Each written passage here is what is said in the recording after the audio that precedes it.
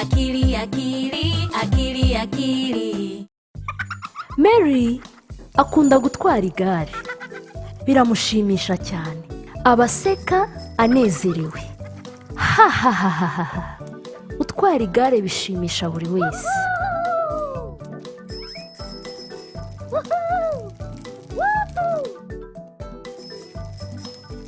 Oya, hari igare rimwe gusa n'abana batatu, nta kuntu bose barigiraho rimwe. Rajabu ntashaka guha igare Akili ngo nawe atware.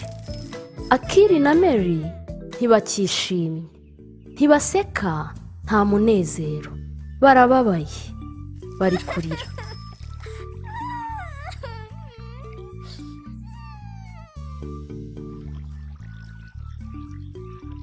Nshuti, ni gute mwakinisha igare mwese ku buryo buri wese yishima? Abana batatu batwara igare rimwe icyarimwe.